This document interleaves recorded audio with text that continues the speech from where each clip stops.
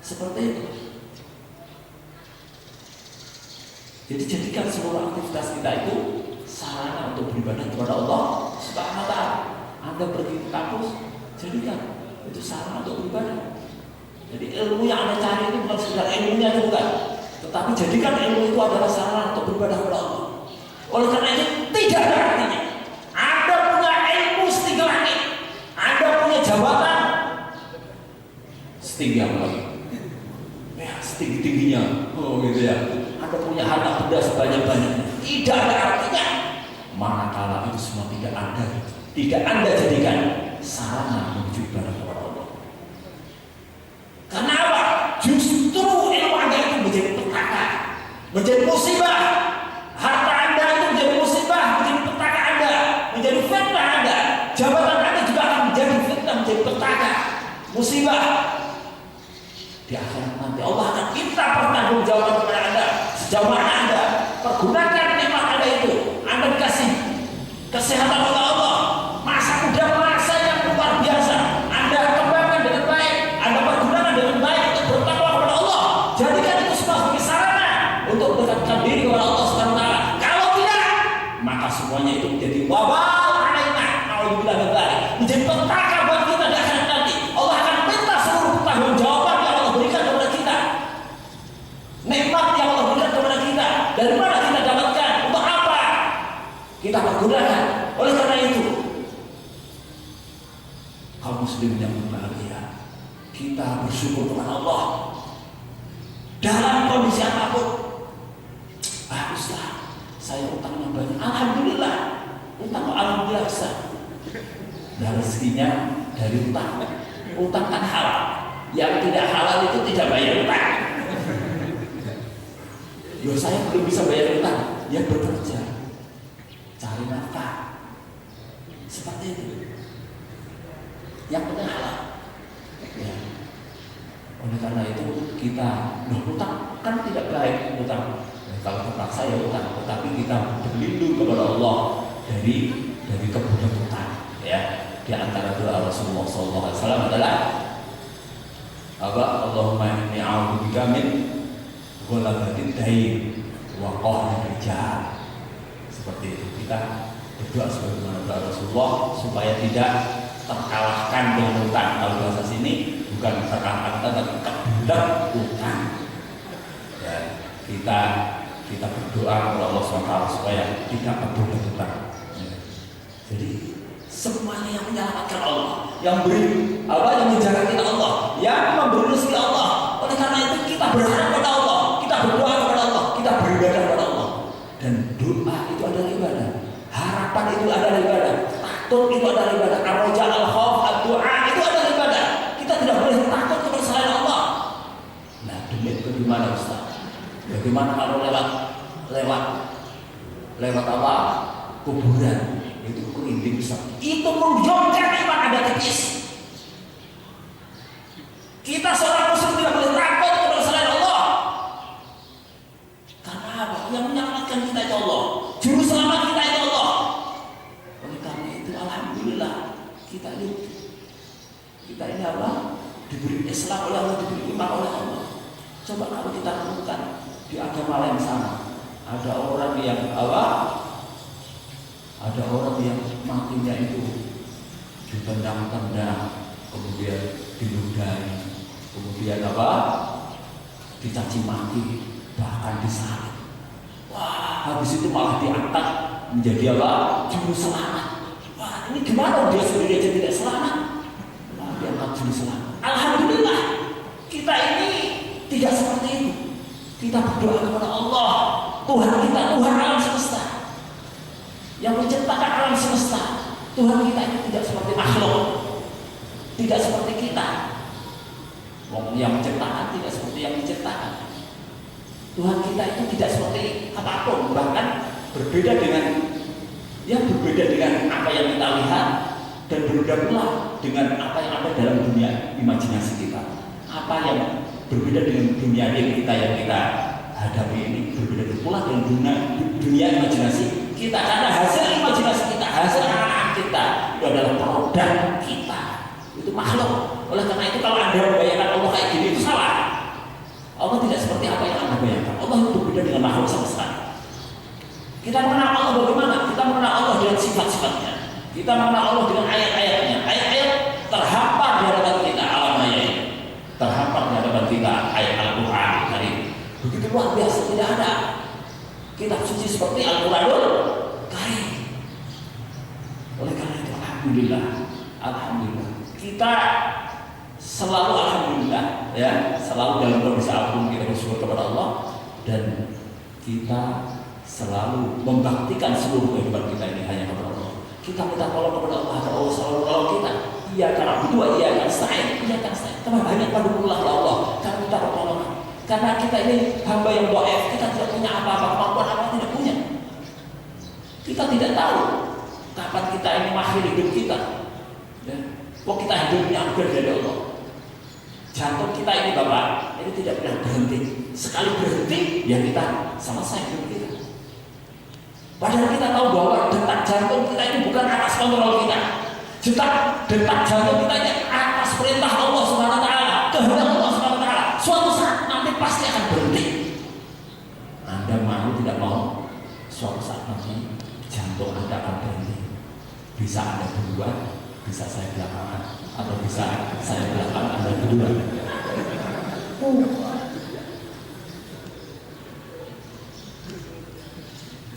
Nah, karena itu kita minta tolong kepada Allah. Karena apa? Kehidupan kita ini atas anugerah Allah SWT. Kita kemudian membaktikan kehidupan kita ini kepada Allah SWT. Dan itu semuanya atas anugerah taufik hidayah dari Allah Subhanahu wa taala. Kita tidak bisa menghindarkan dosa, menghindarkan dari gawat setan dan sebagainya kecuali anugerah Allah. Allah yang menjaga kita, Allah yang memberikan itu semua kepada kita, pertolongannya kepada kita semua. Oleh karena itu kita selalu minta di dalam keseharian kita, dalam sholat kita minta pertolongan kepada Allah Subhanahu wa taala. Selanjutnya tadi saya sampaikan bahwa apa yang diberikan oleh Allah kepada kita di dunia itu tidak begitu banyak artinya, kecuali manakala Allah memberikan hidayah kepada kita, Allah memberikan petunjuknya kepada kita, Allah memberikan taufiknya kepada kita. Oleh karena itu kita selalu butuh hidayah Allah, kita butuh anugerah dari Allah Subhanahu wa taala, kita butuh petunjuk Allah Subhanahu wa taala. Karena itu kita selalu katakan dalam sholat kita, ihdinas shiratal mustaqim. Ya, ini waktunya makan. Kita mau cepat-cepat, tapi ternyata juga makan selalu gimana ya? Secara ringkas dulu ya. Besok kita ulas lagi, insya Allah. Nah, kita minta petunjuk kepada Allah agar kita ditunjukkan jalan yang lurus. Jalan yang lurus itu apa? Jalan yang lurus adalah agama Islam. Ya, agama Islam itu jalan yang lurus. Shiratal mustaqim. Apa itu shiratal mustaqim? Shiratal ladzina an'amta 'alaihim, yaitu jalan mereka ya Allah yang Kau beri nikmat kepadanya, dan nabiyyin wasiddiqin wasyuhada wassalihin. Ghairil maghdubi 'alaihim, bukan jalan mereka yang Kau murkai. Jalan mereka yang dimurkai oleh Allah, yakni orang-orang Yahudi, di mana mereka punya ilmu tetapi tidak diamalkan. Wala dhalim, dan bukan jalan mereka yang Kau sebutkan jalan mereka yang tersesat, yaitu jalan mereka yang tidak punya ilmu, itu jalan mereka yang tersesat. Kita minta kepada Allah agar Allah selalu memberikan hidayah kepada kita, memberikan petunjuknya kepada kita, sebagaimana Allah memberikan petunjuknya kepada para nabi, syuhada dan sholihin, ya. Para nabi, para siddiqin, para syuhada dan para sholihin. Dan Allah menjauhkan kita dari jalan mereka yang dimurkai oleh Allah, yaitu para mereka yang punya ilmu tetapi tidak diamalkan, ya, seperti orang Yahudi, dan jalan mereka yang tersesat, yakni seperti orang Nasrani yang melakukan sesuatu amal ibadah dan seterusnya tetapi tidak didasari dengan ilmu. Mereka orang yang tersesat. Kita berlindung kepada Allah dari tersesat dan dari murka Allah SWT. Semoga Allah SWT mengabulkan seluruh harapan kita. Semoga Allah SWT menerima seluruh ibadah kita, menerima sholat kita, puasa kita, dan seluruh upaya kita untuk mendekatkan diri kepadanya. Amin Allahumma amin. Kurang lebihnya minta maaf. Wassalamualaikum warahmatullahi wabarakatuh.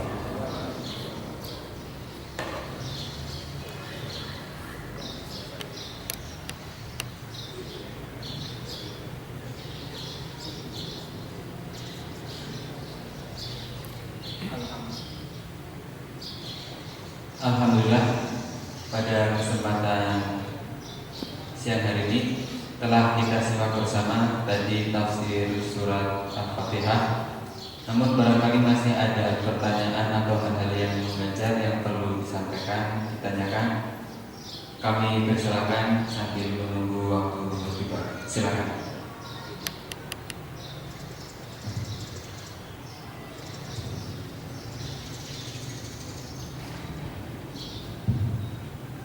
Assalamualaikum warahmatullahi wabarakatuh. Ustaz mau bertanya. Di sini ada 3 pertanyaan ke Bapak.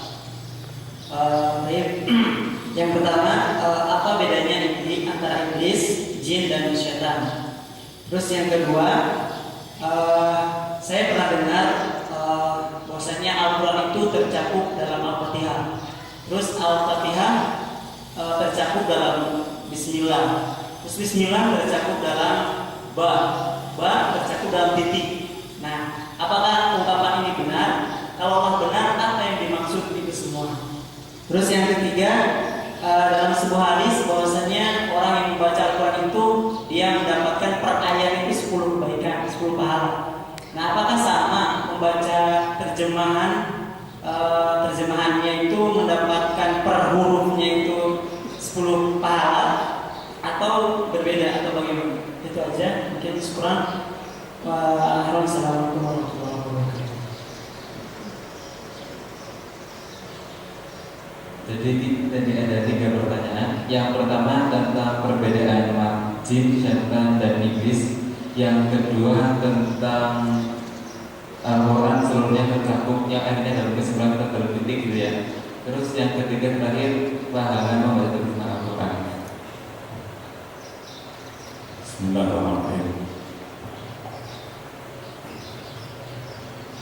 Untuk pertanyaan yang pertama, iblis, jin, dan syaitan. Tadi sudah saya sampaikan, iblis adalah makhluk Allah yang dia sudah tidak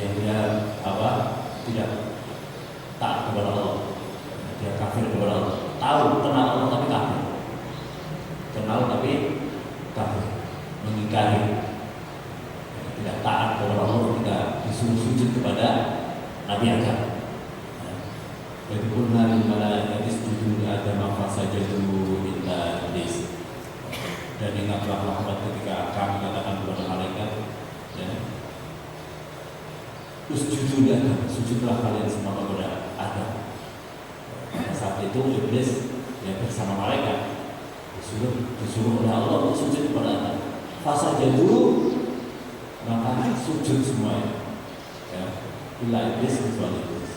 Jadi iblis memang tidak mau sujud kepada Adam, sehingga dia termasuk orang kafir, bahkan yang kafir.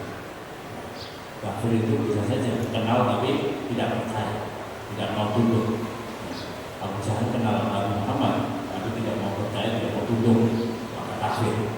Kita tidak pernah berjumpa dengan Rasulullah tapi kita beriman, mau mengikuti petunjuknya, itu kita taat, jadi tidak beriman. Ini iblis ini adalah dijadikan oleh Allah makhluk yang kafir, dan dia tidak ada dalam dunia potensi untuk melakukan kebaikan. Dia kafir dan diberi minta kepada Allah untuk diberi kesempatan hidup, menyesatkan Bani Adam. Lalu dia menabuh Rabbi qala rabbi fa'amdini ila yaumil qiyamah. Minta kepada Allah, ya Rabb. Dia masih mengatakan Rabb tapi kafir. Qala rabbi fa'amdini ila yaumil qiyamah. Rabb, Tuhanku, masih mengaku Tuhan, tetapi dia kafir. Oleh karena itu orang kafir itu belum tentu dia tidak kenal, belum tentu tidak Rob, tidak punya Tuhan. Tuh punya Tuhan, tapi dia tidak mau tunduk, itu kafir juga. Seperti iblis itu. Fa'amdini ila yaumil qiyamah. Ya Allah, taburkan aku ini sampai hari kebangkitan, sampai hari kiamat. Iya. Ini tujuannya apa? Tujuannya untuk Laubiyah lahum ajma'in. Mau apa? Mau menyesatkan ini anak Adam ini. Adam tidak mau tunduk kepada Adam, tidak mau sujud kepada Adam. Karena apa? Merasa kesombongan, masa sombong. Jadi apa? Khalaqtahu min nar, khalaqtani min nar wa khalaqtahu min tin. Ini kesombongan. Aba wastakbara wa kana minal kafirin. Aba wastakbara. Tidak mau dari istikbar, sombong, wa kana minal kafirin, termasuk orang kafir. Dalam ayat lain, khalaqtani min nar wa khalaqtahu min tin. Ini karena merasa diciptakan dari api itu lebih mulia daripada diciptakan dari tanah liat. Oleh karena itu siapapun yang merasa bangga mulia dengan wah bapak saya dan seterusnya itu hebat-hebat sementara kamu itu dan ini termasuk sombongan itu mazhabnya iblis. Jangan mengikuti mazhab seperti itu. Anda yang Anda lakukan itu apa? Jangan membangga-banggakan dengan bapak Anda. Anda amalnya seperti itu kita tidak boleh. Bahkan dengan amal kita saya tidak boleh bangga-bangga. Apalagi dengan amalnya bapak kita. Amal kita itu adalah karena anugerah Allah, kita puji Allah yang memberi anugerah kita untuk bisa beramal soleh. Seperti itu. Ini iblis itu tidak ada di dalam dirinya apa? Keimanan ketaatan kepada Allah SWT. Tidak ada kebaikan dalam dirinya. Dia berjanji bersumpah untuk menyesatkan dari anak Tuhan Adam. Untuk permusuhan yang berada. Benci dari awal Adamnya dan anak keturunannya. Ini mazhabnya iblis seperti itu. Kalau sudah benci kepada bapaknya sekalian anak turunnya lagi. Itu mazhabnya iblis juga. Nah, tadi saya katakan bahwa iblis ini mempunyai keturunan yaitu jin. Tapi keturunannya iblis ini sebagian ada yang beriman, sebagian ada yang beriman. Sebagaimana keturunannya Adam ini keturunannya ada yang beriman, tetapi sebagian ada yang mengikuti iblis. Sebagian banyak apa? Ya, di dalam Al-Quran itu walaupun aksarul layak minum, aksarul layak lamun, yaitu kebanyakan manusia itu tidak tahu, tidak berakal, tidak beriman, seperti itu. Itu sudah kata Allah. Ya. Allah menyampaikan di dalam sebagian ayatnya itu la'amla'anna jahannama minal jinnati wan nasi ajma'in. Sungguh akan aku penuhi jahannam itu dengan jin dan la'amla'anna jahannama minal jinnati wan nasi ajma'in, dari jin dan manusia. Kebanyakan manusia dan kebanyakan jin kepada kafir. Kok seperti ini? Tidak ada Allah. Kalau ada orang yang apa? Yang enak sedikit, kemudian yang tidak enak banyak itu sunatullah seperti itu. Itu sunatullah. Kalau ada yang masuk neraka banyak, yang masuk surga sedikit, ya itu tidak ada Allah seperti itu. Di dalam kehidupan kita aja seperti itu. Kalau ada yang satu jadi direktur, maka yang tidak enak bawahnya itu 100.000 atau mungkin lebih dari 510.000 dan seterusnya. Jadi kita alhamdulillah diberi daya oleh Allah ini bagian orang yang sedikit. Ya, wa qalilun min ibadiyah syakur, dan sedikit sekali dari hamba yang pandai bersyukur. Jadi alhamdulillah kita diberi daya oleh Allah, alhamdulillah. Nanti kita akan berbicara dengan daya yang Allah semata-mata. Ini tadi kita percepat ya karena waktunya yang padat. Jadi perbedaannya apa? Yang berbeda dari satu bapak yang satu anak, jin dan turunan ya. Adam dari bapaknya manusia. Kalau manusia anak-anaknya. Lah setan bagaimana? Setan ini orang yang tidak ada di dalam dirinya potensi untuk melakukan kebaikan, baik dari kalangan jin maupun kalangan manusia. Boleh jadi seseorang kadang-kadang sementara jadi setan sebentar, nanti tobat jadi baik lagi, mungkin lagi, ya bisa saja kalau dia bertobat, gitu ya. Jadi berarti dia sebenarnya mungkin tapi mengamalkan perbuatan setan. Ada nggak? Mungkin tapi mengamalkan perbuatan setan.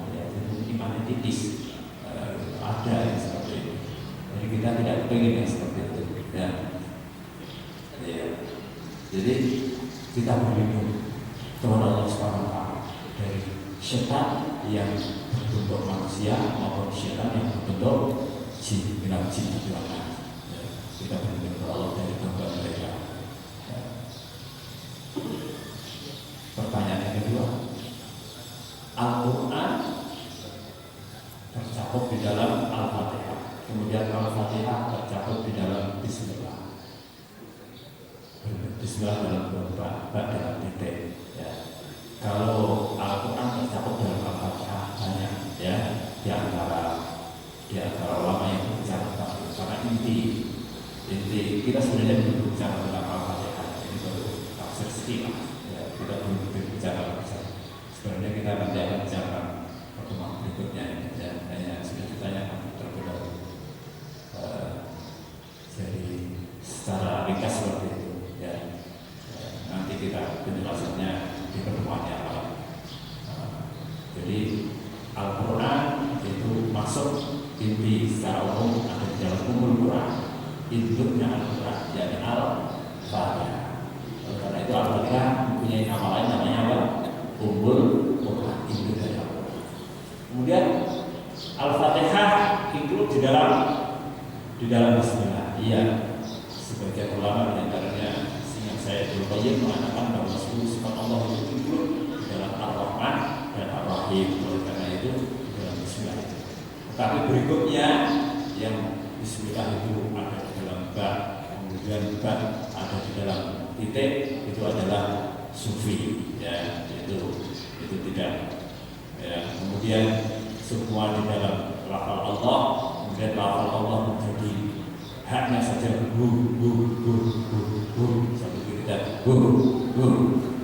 itu tidak, itu dibablaskan, ya, tidak sampai di sini, tidak, kita hanya sampai ke Bismillah, tidak sampai ke ba, apalagi pada titik, kemudian titik itu diumumkan bahwa dilihat sambil pecah atau membayangkan titik di depannya, tidak seperti itu. Kita tidak mengikuti yang itu, ya. Semoga ada manfaat. Satu lagi, pahala membaca Al-Quran ini terjemahnya sangat beda. Tadi saya sampaikan bahwa Al-Quran itu berbahasa Arab. Adapun terjemahnya maka tidak dijaga oleh Allah SWT. Itu bukan Al-Quran, ya, bukan Al-Quran. Terjemahan Al-Quran, tapi bukan Al-Quran. Ya. Jadi yang dijaga oleh Allah, Inna nazzalna dzikra wa inna lahu lahafidhun. Sebenarnya kami menurunkan Al-Quran dan kami menjaganya itu adalah yang dalam bahasa Arab. Mukjizat Al-Quran adalah yang berbahasa Arab. Adapun terjemah bisa yang satu lebih baik daripada yang lain, yang satu lebih dekat daripada yang lain, yang satu lebih mudah daripada yang lain, bisa seperti itu. Tetapi Al-Quran tidak ada. Al-Quran yang satu lebih hebat daripada Al-Quran. Al-Quran satu tok. Kalau yang satunya salah berarti yang salah dibanding. Tapi itu kan Al-Quran tidak ada dibandingkan, hanya satu Al-Quran itu. Oleh karena itu Al-Quran itu berbahasa. Adapun yang tidak berbahasa Arab itu terjemah, ya, terjemah. Pahala yang diberikan oleh Allah per huruf adalah pahala Al-Quran, bukan pahala huruf terjemah, bukan terjemah. Cukup, ya. Semoga ada manfaatnya. Atau mungkin ada lagi. Persiapan dulu, kurang lebih yang minta maaf. Semoga ada manfaatnya, kurang lebih yang minta maaf, ya. Kesalahan dari saya sendiri dan ada yang baik semuanya dari Allah SWT. Wassalamualaikum warahmatullahi wabarakatuh. Waalaikumsalam warahmatullahi wabarakatuh. Terima kasih kepada Ustaz Toha atas materinya dan jamaah I'tikaf rahimahullah. Alhamdulillah pada kajian kali ini kita telah selesai. Setelah ini kami persilakan untuk melakukan bersama-sama dulu. Barangkali ada yang ingin menyegarkan diri nanti atau silakan, masih ada waktu. Selanjutnya mari kita tutup pertemuan dengan alhamdulillah dan doa kafaratul majlis. Alhamdulillahirabbil alamin. Subhanallah wa bihamdihi.